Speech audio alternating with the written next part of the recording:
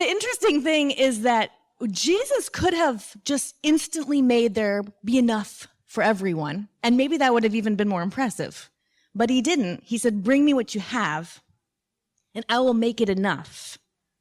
And this is what we do every single day in our homeschool. We bring this little measly basket of bread and fish that is, we are 100% sure, not enough for our children. And we are right, because he didn't ask us to work the miracle. He just asked us to show up, and he will make it enough. What should you do if you don't feel like you read aloud well? What's the point of poetry memorization? Have you ever really worried about one of your kids? What would you tell a mom who's confused about all the different homeschooling philosophies and methods? How do I know I'm doing enough? What about high school? These are questions you might have, and I've had them too. I'm Sarah Mackenzie, and this is the Read-Aloud Revival, the show that helps your kids fall in love with books and that helps you fall in love with homeschooling.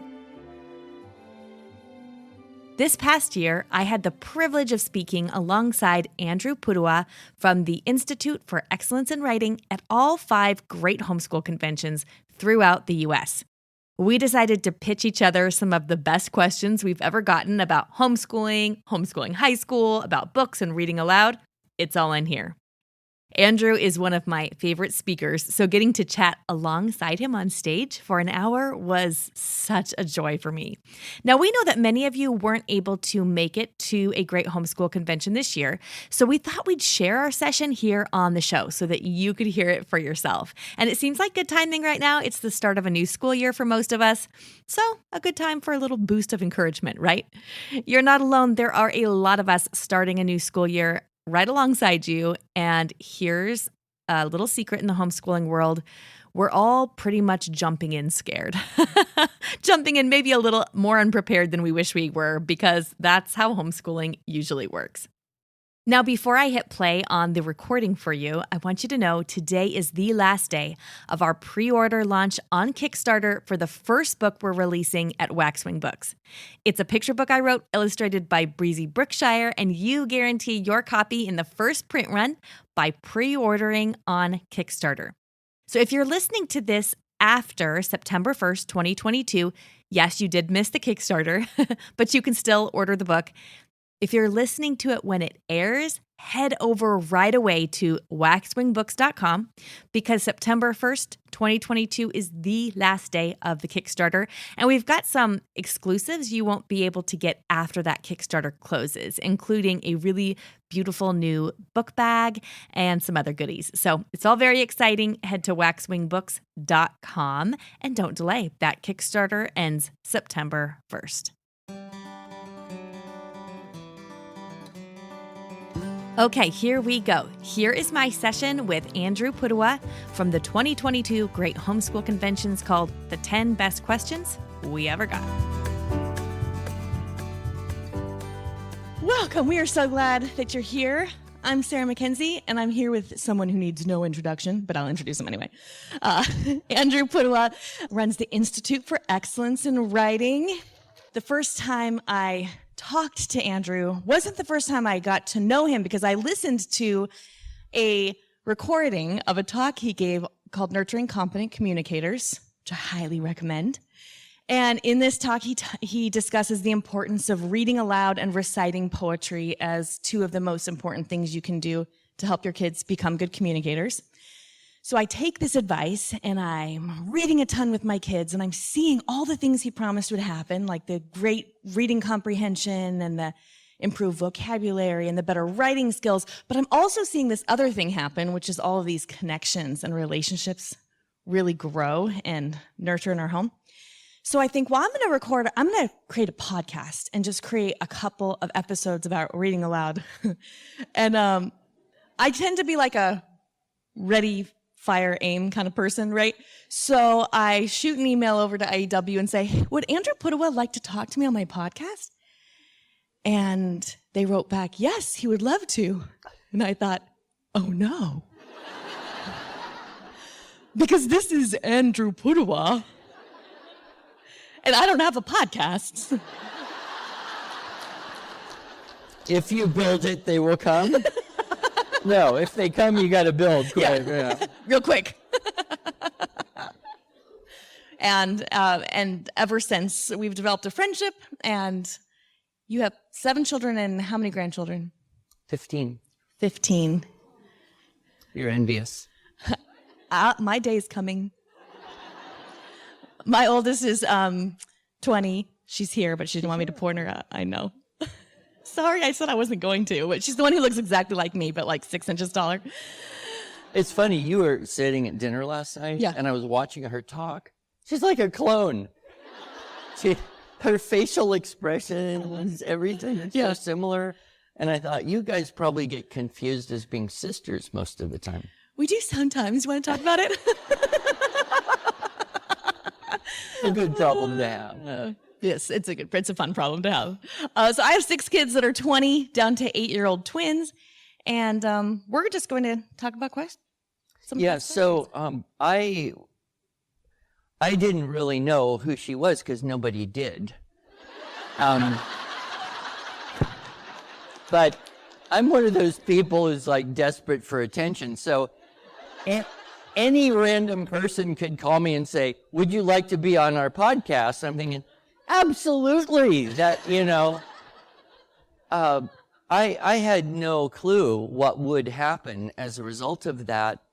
And I am particularly gratified because this message that I had about the importance of reading out loud, I felt like, how do I break into the outside just the homeschool world?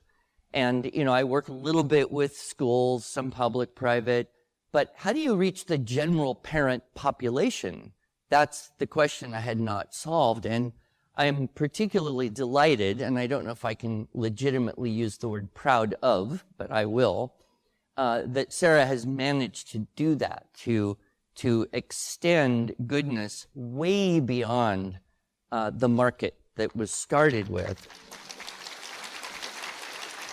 And, I really believe if you wanted to do something to try and improve education in the United States, the first thing you would do is teach parents how to read with their kids every day, because that's at the core of everything else that'll happen. Anyway, I wanted to tell you something that someone told me yesterday. So there's a woman who's been working with us for, almost 20 years. And she met you at the rep retreat we did in Orlando. Oh, yeah. So one year we invited Sarah to be our guest speaker at our exhibitors IEW staff retreat thing. And she told me yesterday that what you talked about, teaching from rest, was the most important exact thing that she needed to hear at that time in her life, because she was dealing with elderly parents and little kids and overwhelm, and that you, I think, basically saved her life. So she's here in case you want to say hi. I want to hug her now. Her name is Danielle. Okay. She's at her booth. Or she's in the room. I'm not If she's in the room, you better come hug me later on. So, but I think for every one story like that, there's probably thousands that go unheard. So you guys want to hear a funny story about that conference, actually? That little rep retreat? Because Julie from IEW emails me and says, hey, Sarah, would you come speak at our rep retreat? And this is Andrew Pudewa, right?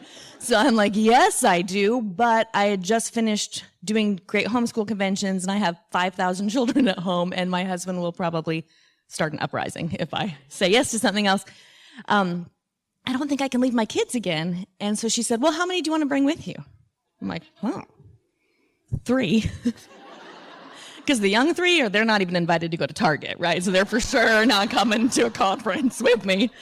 So we come, it's in Orlando, Florida, so we're about ready to leave, and I lean over to my kids, and I'm like, make sure you say thank you to Mr. Pudewa for bringing us to the conference. So Drew, who at the time was probably 8 or something, 10, says, Mr. Pudewa, thank you for paying for us to come to this conference. And Andrew goes, I paid for this? I'm like, go, that's the car. All right, well, we need to get started with the actual content. We're going to ask each other questions and maybe comment, and we have to strictly limit ourselves to 4 minutes per question. Yes. And we will still run out of time. And then we have a lightning round at the end, and I have a surprise question she doesn't know that I'm going to ask her. I tried to get it out of him last night, but he was, no. I wanted her to lose sleep, but she lost sleep anyway, talking to her daughter till 2 in the morning, I'm sure. All right. You ready? I'm ready. I'll go first. Okay. What would you tell a mom who is confused about all the different homeschooling philosophies and methods? How many of you have had confusion about homeschooling methods and philosophies? How many of you just didn't raise your hand, but you secretly have been confused? Yeah. So that's like 98%. So, all right, what do you tell them? Well, okay, this is interesting because when I was brand new to homeschooling, I read all the books, right? Because we want to do this just right. So we're reading all the things and trying to find examples and mentors. And that was good to a point. But what happened is I found myself, number one, constantly thinking however I was doing it was wrong, right? Because if you read one book or one method, you find out this thing is right. And then you read from another book that will never work. And you should do it this way, and you have to do the whole thing their way, or it won't work, or this way, right? This is how it works. And so what I failed to do then is I failed to just look at the children in front of me and respond to the children in front of me. And so what coming to a conference is really helpful, I think, for is, first of all, like, if you look around you, like, this room is full of people who are doing the same thing you're doing alone in your house every day, right? But also, when we're using these excellent published resources, this curriculum or reading about methods, those people are able to speak to their experience, but they don't know your children because you are the expert on your own children. So I would say if you are lit up by reading about different philosophies and methods, that's great, but make sure you're keeping your eyes on the kids in front of you because those are the ones that we're teaching. We're not teaching books, we're teaching images of God, right? And so that ends up being a little more challenging than what we can find in a book. For some reason, I think I should say this. I don't know who needs to hear it, but one of the things people sometimes ask about when they first hear about homeschooling or they look at all the philosophies and methods is, well, what about unschooling? So I would like to define that word properly for you because I think there's people who define it wrongly by saying unschooling is where you basically just let your kids run around, do whatever they want. You don't worry about anything. So I do think there's a place for unschooling, but what it is to undo the schooling that you suffered. So if you're coming into homeschooling straight out of years in an institution, you actually may need to take some time to undo all that, which would be just relax for a while. This idea that somehow homeschooling is you have to be busy doing school every minute, at least 6 hours a day for 12 years of your life is really phenomenally disordered, but that's the one the institution puts on you. Yeah. It's like, oh no, we lost a week, we're behind. I think here in Ohio, you have like a 900-hour thing, right? So it's helpful to know that, like, they all count. All the hours count. So like you got cooking, 900 hours. Cleaning, Yeah. straightening your room. These are all valuable life skills that should go on a transcript. So I just think it's good to say, hey, let's just take a few months maybe and not do academic and reorient, reorganize. And then that gives you the time and space to consider, okay, when we start up again, which kind of approach or philosophy do we most embrace? And which philosophy maybe you most like makes you excited about teaching, because you're going to be in your homeschool longer than anybody else. So this did not occur to me till my oldest went to college. And I was like, wait, I'm still here. Yeah. So you are the one that has to sort of maintain the enthusiasm, which it can be kind of difficult to do. So trying to find something that I think goes with your personality or makes you excited to get up and teach your kids, makes you feel like, I am lucky to do this job, which is not how we feel a lot of mornings, right? That's useful as well. Okay. Yeah. Okay, I have a question for you. Perfect timing. What do you do if you don't feel like you read aloud well? Yeah, I think a lot of people have that fear, like, I'm not going to do justice to this book. I can't read, or more likely, I get tired or I get sleepy. How many of you have gotten sleepy while reading to your children? And then you feel guilty, like I should take better care of myself so I don't get sleepy, so I can read an extra 3 hours a day to my children. And then I know, I've tried to inspire dads to get involved, because this is one thing dads can do with virtually no preparation, no lesson planning, no figuring out what to do. You just pick up the book and start reading. But, not all men feel all that comfortable about doing it. So, one thing is to just not worry about that, because you're talking to your kids all the time anyway, and you may not do it that well, but they don't know. So they don't actually know that you're not reading so good. And the more you do it, the better you will get. So like any skill, it's practicable, it's learnable, and you can get better. So the first thing would be, I'd say, don't worry. And the second thing is, if you're reading a book, and I know you preach this one, if you're reading a book you want to read, then you're just going to have that extra erg of enthusiasm that can, through grace, kind of multiply into a better quality of experience for everyone. Because if you're reading a book that you don't want to read, everyone will be pretty aware of that, like by the end of the second page. So that would be the one thing. And then as your kids get old enough, you can start allocating to them the job of reading part of it. So, pass the book around.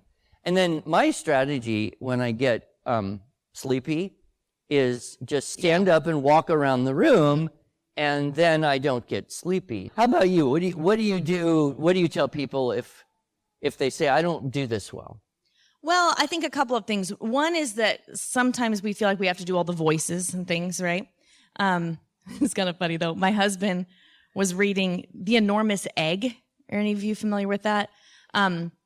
This is just a few weeks ago. And so we were doing great homeschool conventions in St. Charles, Missouri, and he texted me and said, well, I started reading The Enormous Egg, but I knew it was on a farm, so I thought I'd give him a Southern accent. Then I realized it was in New Hampshire, but I was in, and he's like, in his Southern accent. So he gets to the end, he's just like, well, one more chapter till your mom, my bride, comes home.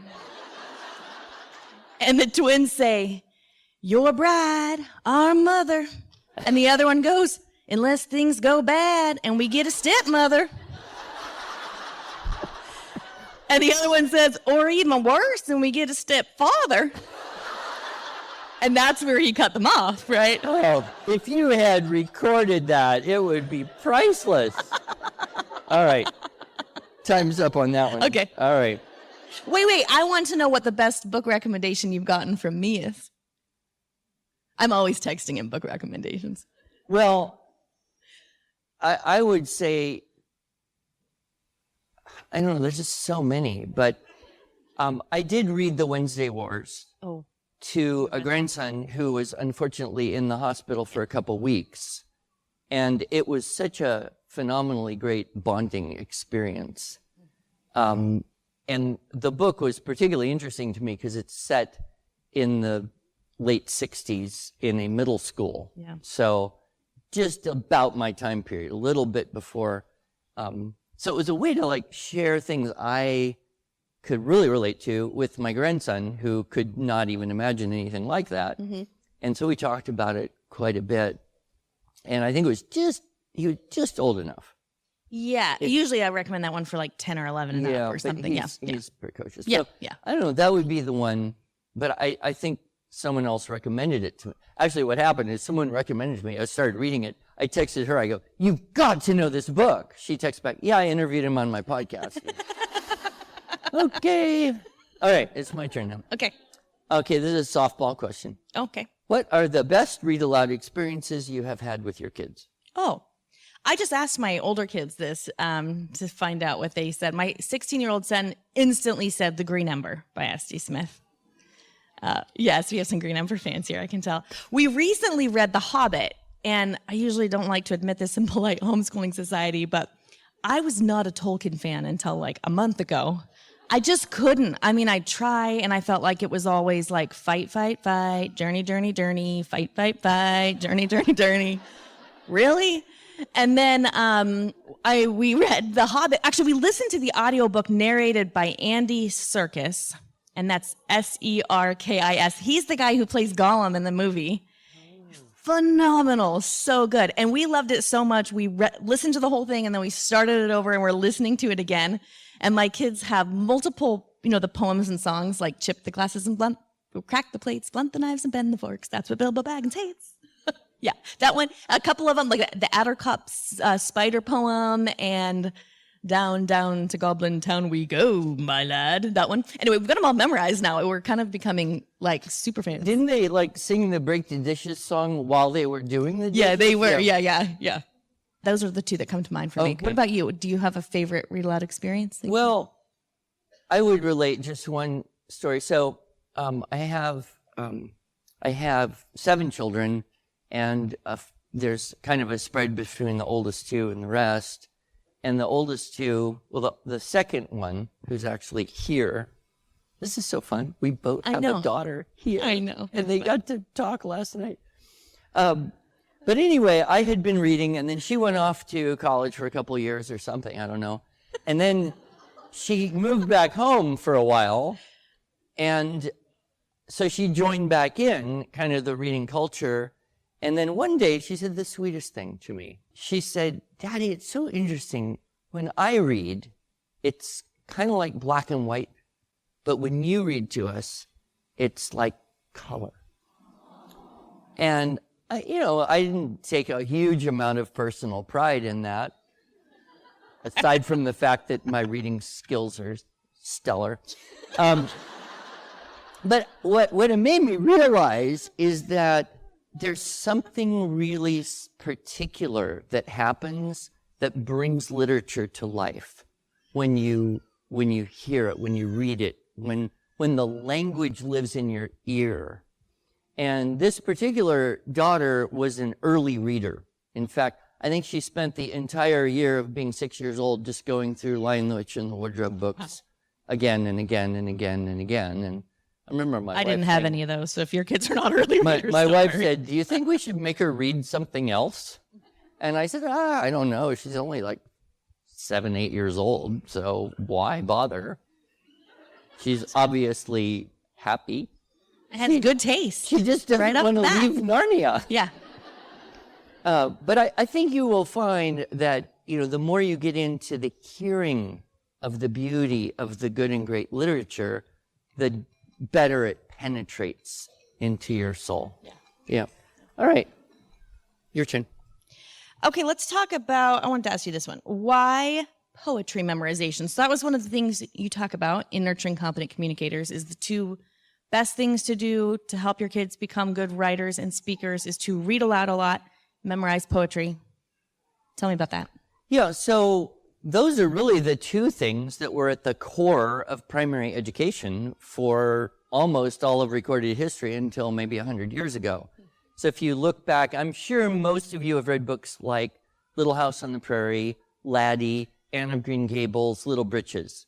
And in most of those books written about the life of children in the mid-1800s, they will mention the fact, almost in passing, that children were responsible in schools to memorize huge chunks of poetry, scripture as they got older, famous speech. It was universal. Like in the mid to late 1800s, every single school kid would know the Gettysburg Address, the preamble to the Constitution, the 23rd Psalm. This was just like normal.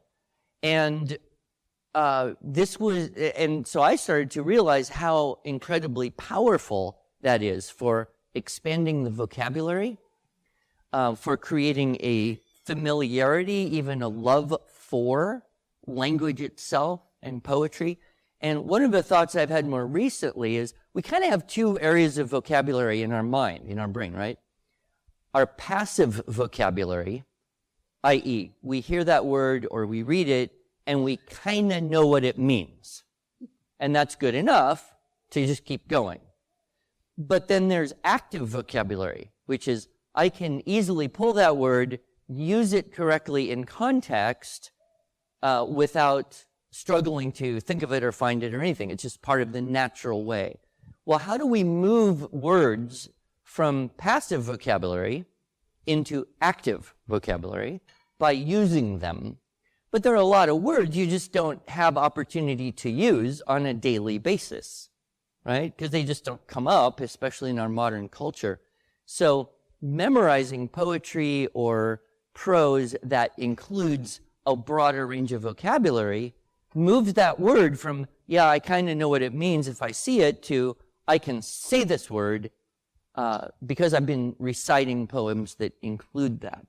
And so I just encourage everyone very, very strongly to do memorization because of all of the great things it does for the brain, all of the marvelous expansion of vocabulary and syntax and fluency, and yet even more so because memorizing something, we use the expression, learn it by heart. Yeah. Right? My mother was a music teacher, and she never, ever said, you have to memorize your piece. She always said, you have to learn it by heart. But there's a difference there, isn't it? Memorization is kind of like mechanical. Learning by heart, you take it into your soul. Yeah.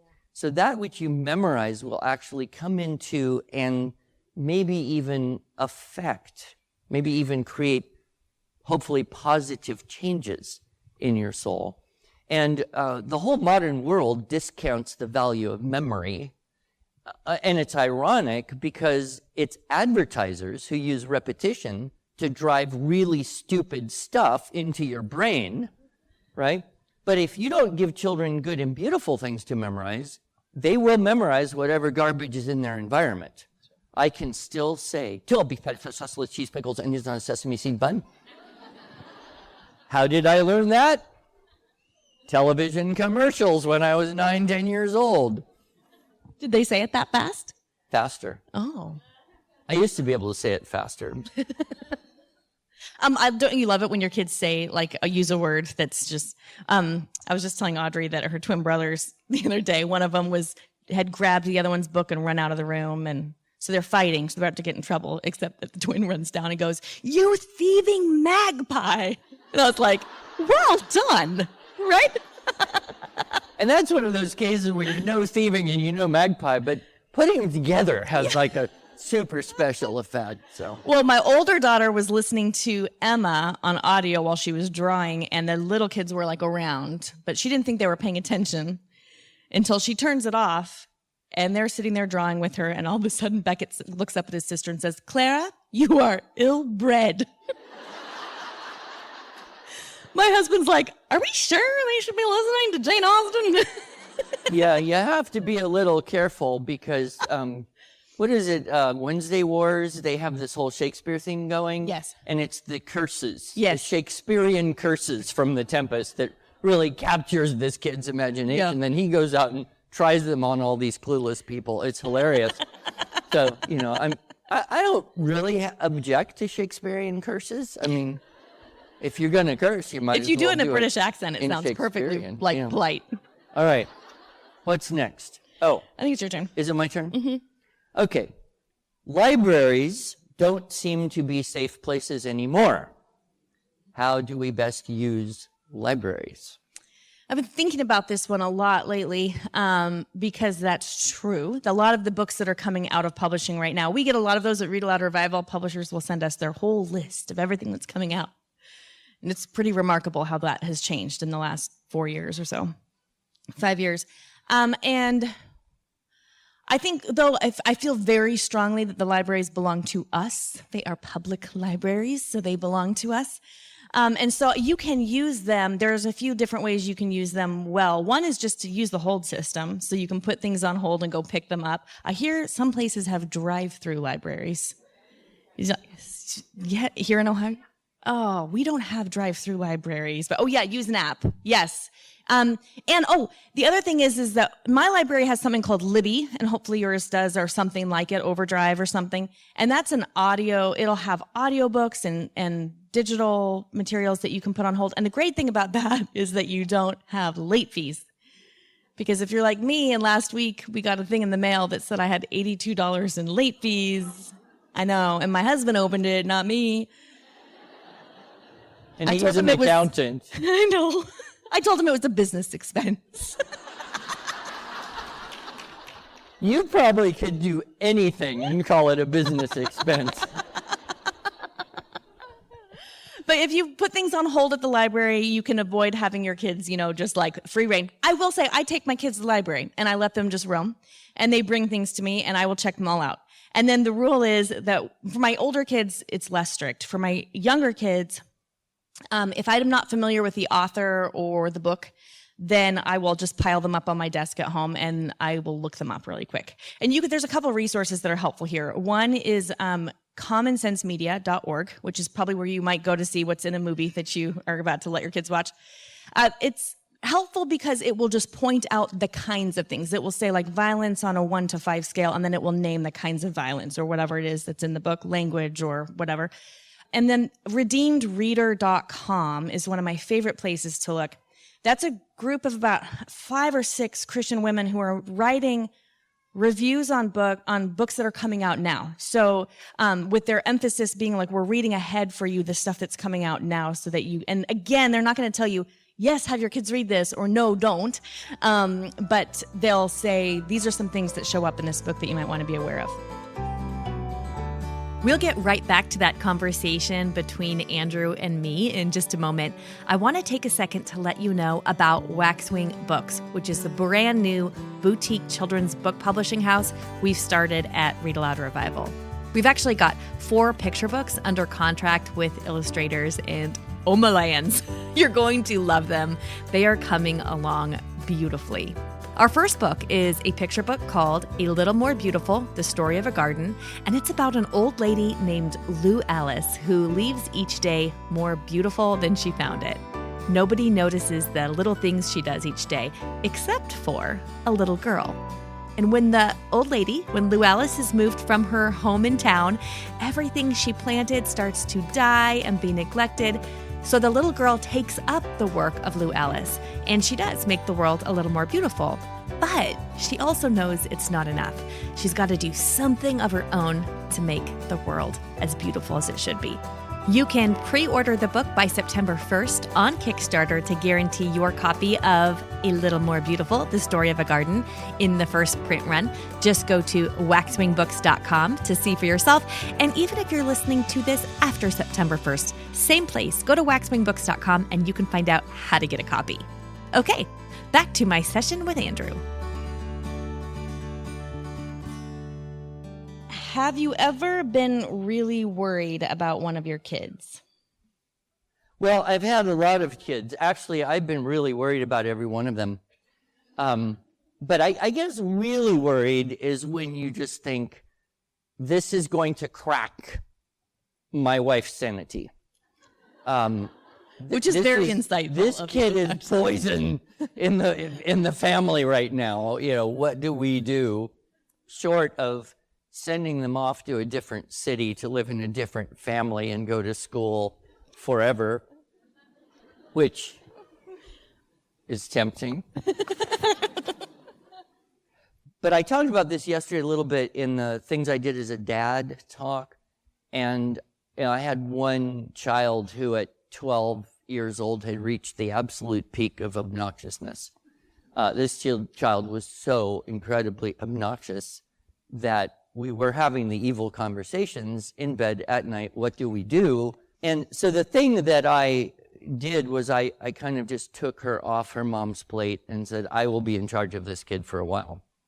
And so I think that's something that can happen. It can help. And I think that was kind of the most worried I was. And the great thing is they grow up. Right? They're not 12 forever. Thank the Lord. And then they kind of get that sensibility. Have you ever been really worried, like capital R? 2 things come to mind. One is that, especially with my kids, were all late readers. And that is very anxiety producing, right? When you have a late reader. And especially if your mom and sister happen to be reading specialists. and are pretty sure you're doing something wrong, right? And so I would listen to you and be like, you better know what you're talking about. And you did. It worked out. So one thing is worrying, especially with your oldest couple, those poor firstborns, right?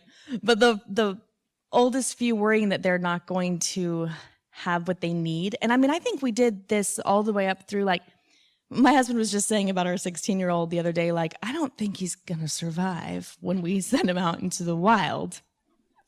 And I was like, I think we always think this, though. You know, like, there's a lot of maturation that happens between 16 and 18, we hope, with the grace of Jesus. But the other thing is that I really feel like a lot of this comes back to us holding our value as homeschooling parents on how our children are doing. So we're measuring our worth and our success depending on how our kids turn out, which is not fair to them, and it's not even fair to us, because that's not the job we've been called to do.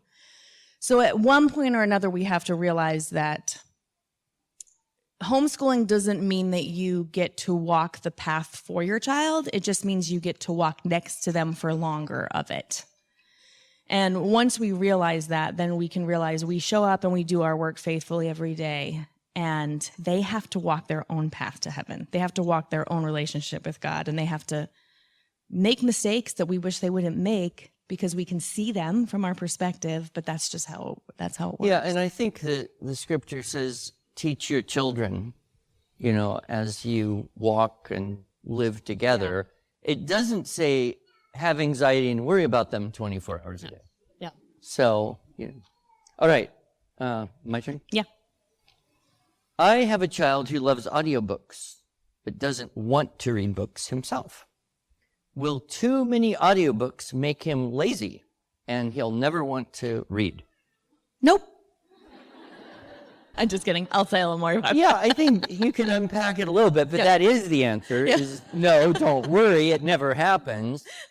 Talk a little bit about audiobooks versus reading aloud, and what are some benefits or problems with either? Yeah, so one thing to remember is that if what we're trying to do is get good language and good stories into our kids, then whether they get it through the sensory experience of their eyes or the sensory experience of their ears, that it all ends up in the same place, right? It's a different modality. We call it a different reading modality.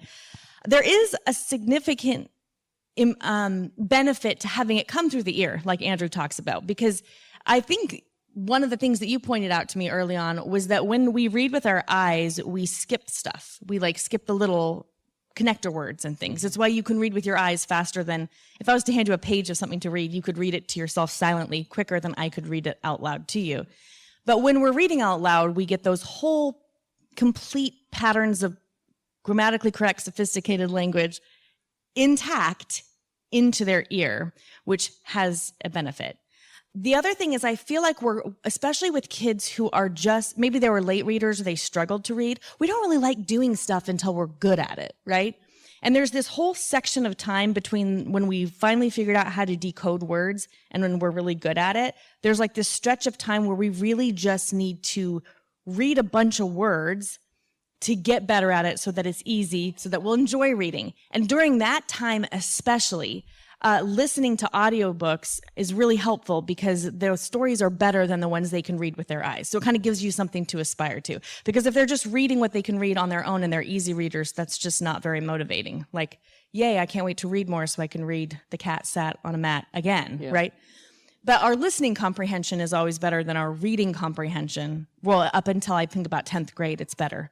And so, this is why your 5-year-old can listen to The Lion, the Witch, and the Wardrobe, even if they can't read it yet, and they understand it. So sort of giving them these audio stories and having them have lots of audio stories, whether it's you reading aloud or an audiobook, we're doing the reading.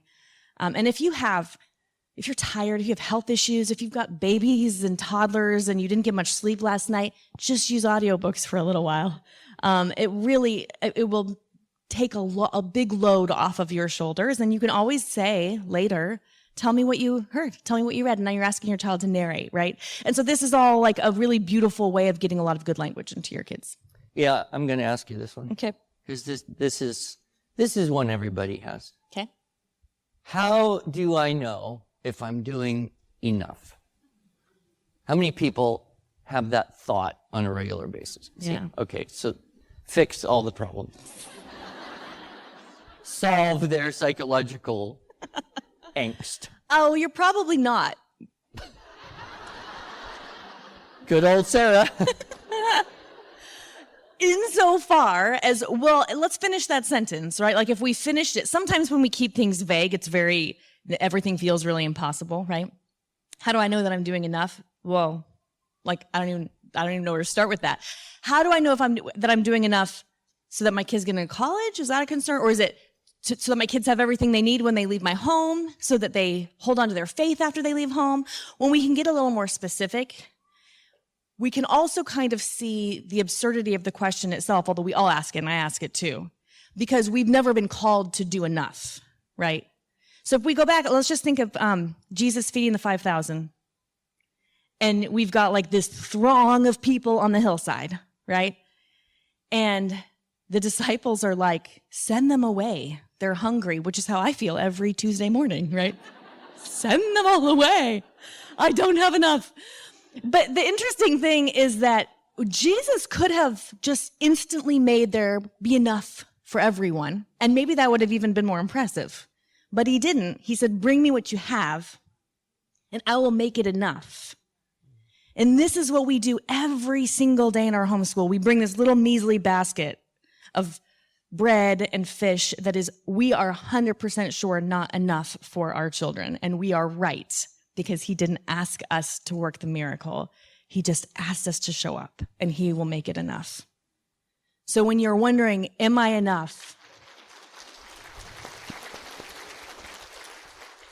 Am I doing enough? Remember that we're probably taking on a yoke that doesn't belong to us, right? That's the most beautiful answer you've given.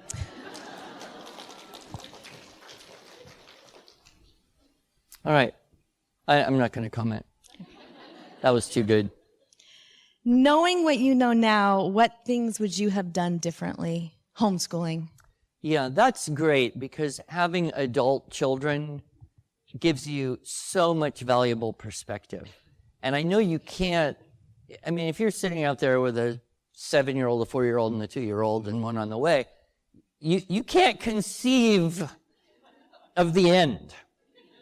But if you could, you will know that they will have someday all grown up. That's future perfect tense, by the way. And you will look back, right? And one thing that helps is if you kind of look back on your own childhood and you say, what are the most formative things that I experienced as a child, as in the whole process of growing up, and say, if those were the most significant formative experiences for me, how can I create similar things for my children? The things you worry about, like, are we going to finish the math book by the end of May with the right number on the cover so we can start the next math book with the next number? That is the most irrelevant thing you could ever worry about. But at the time, that's what you worry about. So I think the thing I would say is probably the things you're most worried about are the least important, and the things you're not thinking about might be the most important. So if I look back, I would say, well, there's this, and this that I still remember to this day, 50 years later, and it affected me my whole life, and I'm blessed because of it, or cursed, depending. What are those things? And then how do you create those experiences for your children and your family? And none of those things in my life had anything to do with school or academics. All of them were like meaningful life experiences. So I think as homeschoolers, we have to be careful that we don't confuse the idea of academics being the most important thing about growing up. Because and I bet almost everyone would agree, if you look at your own childhood until you left home, what were the most important things? Very few of you would connect that with, a grade in school or a course you took. There might be a particular inspiring teacher, but it was the soul of the teacher, not the content of the study. So, what's that book title? Don't Sweat the Small Stuff. Mm-hmm. It's a good title, but your problem is you don't know what's the small stuff. So that's the contemplation. So don't let homeschooling and the responsibilities for academics eclipse the things that are going to ultimately be the most impactful, the most formative on who the kid becomes. Can I ask a follow-up? Because I want to make sure we get to this one before we're out of time. Yeah, we're almost how many out of you time. have high schoolers? Okay. Yeah, so high school is very easy. Don't do it. Don't think about it. Don't try to do what schools do and call it high school. Instead, do something much smarter, which is start doing college level work when you're about the age of starting high school, right? So if you could completely free yourself up from the idea of grade levels, you would be happier and you would be free, but you probably can't. But, you can think, okay, if this kid can read decently well, write decently well, and even has multiplication tables memorized, they are head and shoulders above the average 19-year-old at 14.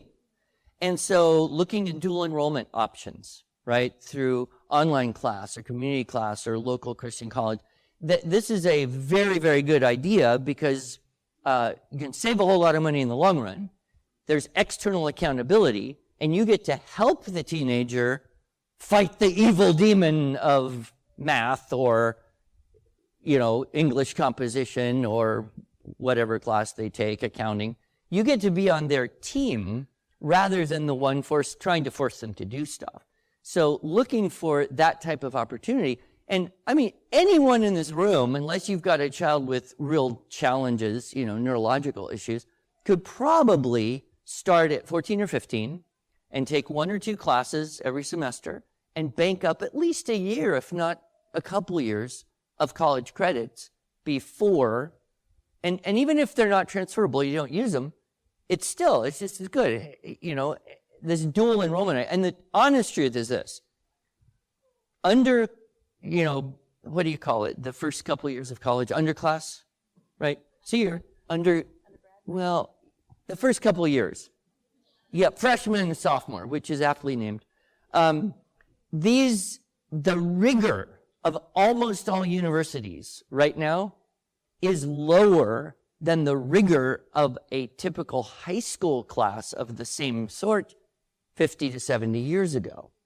So the only difference, really, is that they have shortened, dumbed down, abbreviated, redefined, so that they can get people through college and keep getting their money. Wait, that would be I've my heard you first say, advice. too, this idea of, do what you want. And call it what you need. Yeah, I'm talking about that. Yeah, transcripts, don't worry about it. Just do whatever you want to do, and then write down whatever you need to write down. But I told you wanted to be here. If you do the enrollment thing, you don't even need a transcript anymore, right? You got 2 years of college credits. Nobody's going to ask you for a transcript from high school. Transcripts also, I think a lot of us are like, oh, should I put my kids in an accredited homeschool, high school program so they do the transcripts? But the transcript is very easy. They all look pretty much the same. It's like English 1, 2, 3, 4, world history, American history. You can Google this stuff, right? And they don't want it to be some fancy name. And they also don't. I wrote course descriptions for my oldest, and then I heard that the colleges don't really need or want that. They're not even looking at that. So for the second daughter, I didn't even do that. So you just make up a transcript, and Andrew told me to give them all A's, so I did. Yeah. An occasional A- just to make it look okay. All right, we're out of time, so it's the lightning round. Okay. We should do a whole session on just high school. Yeah. All right. Okay, lightning round. What's one non-academic skill you'd like all your kids to acquire before they leave home? Oh, my couple oldest did a finance class, like the Dave Ramsey finance class thing at our co-op. That was smart. I liked that. Accountant husband. Yeah. What about you? Cooking. Because when you go to visit your children and visit your grandchildren, you want to eat well. So you have to plan ahead. All right. What is your favorite tea? Coffee. What about you? Chai. Unsweet. Bitter as possible. Why? Because it's more like coffee. All right. If you could have a picnic anywhere in the world, where would you do it? Easy. Prince Edward Island. What about you? My backyard. Then if I run out of something, I just go get it. The grandchildren are just as happy in the backyard as they would be on Prince Edward Island. True. They don't know the difference. Yeah. So. What book are you reading right now? I Must Betray You by Ruta Sepetys. I don't know if any of you are familiar. If you're a historical fiction, if you like historical fiction, it's Ruta Sepetys is Rutapetys. She, I know, right? You wouldn't be able to look that up, really. If you look up Ruta, R-U-T-A, you'll find her. But anyway, she has done lots of historical fiction. This isn't lightning, sorry. That's okay. You asked me about a book. we have a few minutes to flex here. She has written, like, Fountains of Silence is another one that's really good. That was about the revolution in Spain. And her books are very heavily research-based, but you'd never know it. They're page-turning. If you like Susan Meisner, Ruta Sepetys is another good one. Anyway, this new one, I'm about halfway in. It's called I Must Betray You, and it is about Romania in 1989. So as the rest of the Soviet Union is crumbling, it's amazing. Would you text that to me? Yeah, I will. I'm listening to it on audio. I would like you to just comment, if you were to ask any of my adult children, where did you learn history most? I think almost all of them would say historical fiction. And you'd learn a whole lot more about the Revolutionary War period and some of the main players by reading Johnny Tremain than you would by reading 3 chapters out of an American U.S. history textbook. The textbook information doesn't often have a good narrative line that locks it into the memory and imagination.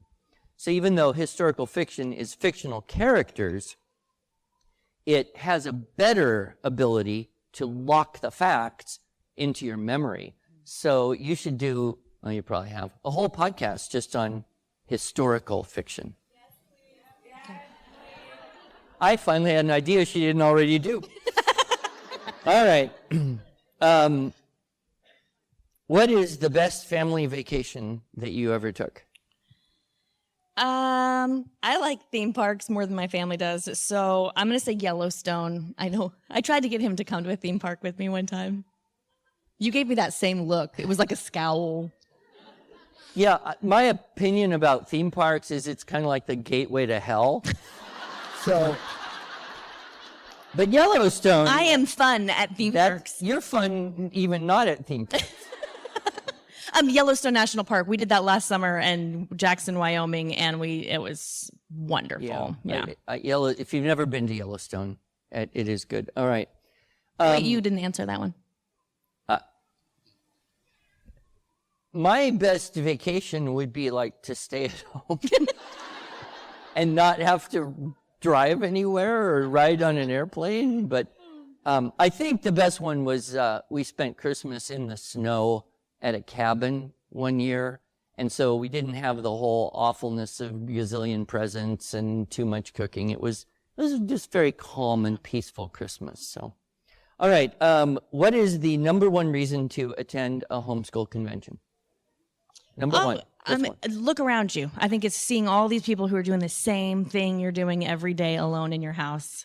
They have the same struggles. They have the same doubts. And just knowing we're not alone. What's your answer to that? Just standing right next to Sarah Mackenzie. She's one of those people whose aura is so, you just feel like you're a better person for having been near her.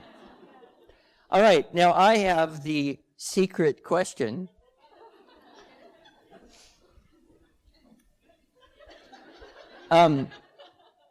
What is your worst but perfectly moral guilty extravagance?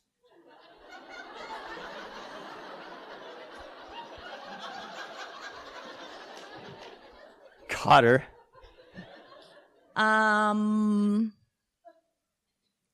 Does chocolate count? It's your opinion, whatever. I mean, your worst guilt. I'll tell you mine, but tell me yours. No, I'll tell you mine after you answer the question. True confession. Okay. But it's not immoral. Okay.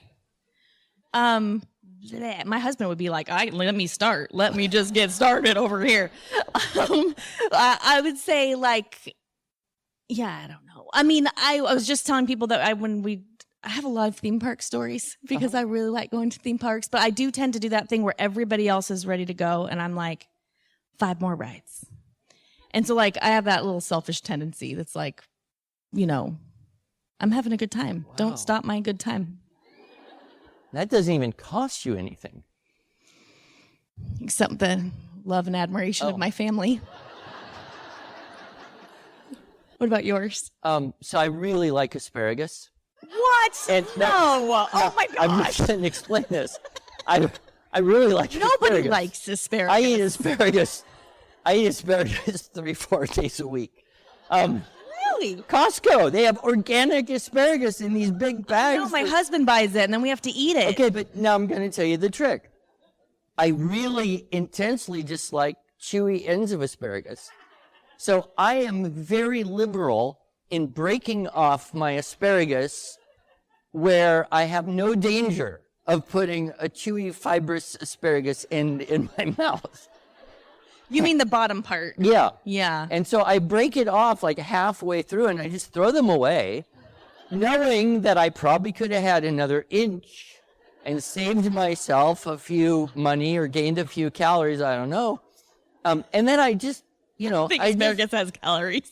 Load them up with butter, which is the trick. Yeah. So if you get just the good part and you smother it with butter, asparagus is like the best vegetable there is. But I always feel a little guilty about breaking the asparagus so high. Do you like Brussels sprouts? Do that too. Brussels sprouts only if they're roasted. Okay. You got to cut them in half, salt them heavily, put them in the oven, roast them until they're a little crispy. But if you steam them or mix them in a stir fry, it's disaster. Well, that is the end of our hour together. I hope it's been enjoyable for you.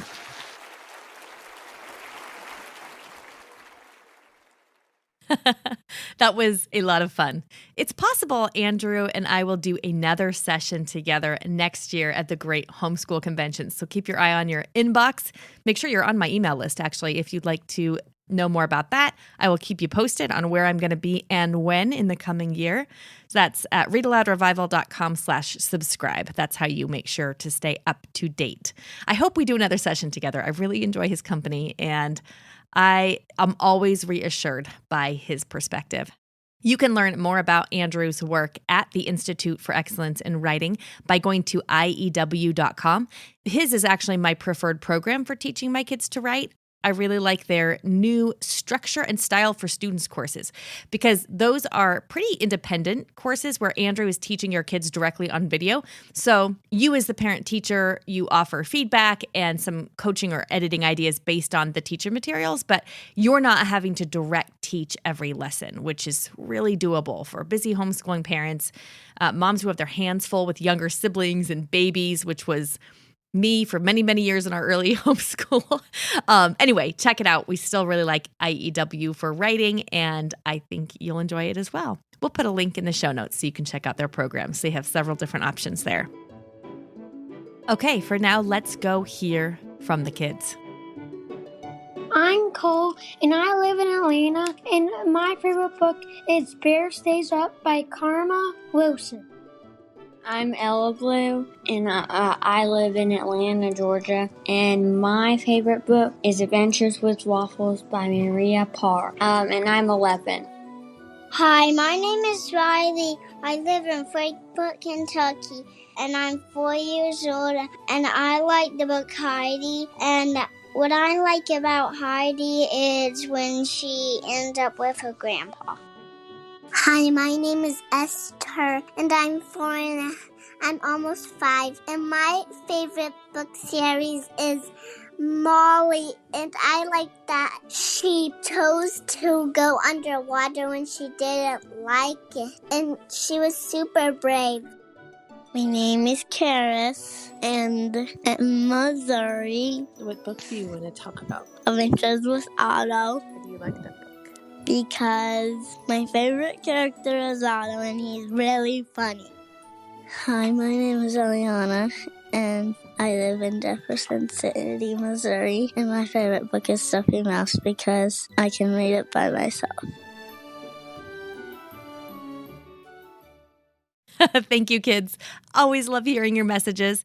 Hey, don't forget to head to waxwingbooks.com to pre-order your copy of A Little More Beautiful, The Story of a Garden. The clock is ticking on that Kickstarter campaign.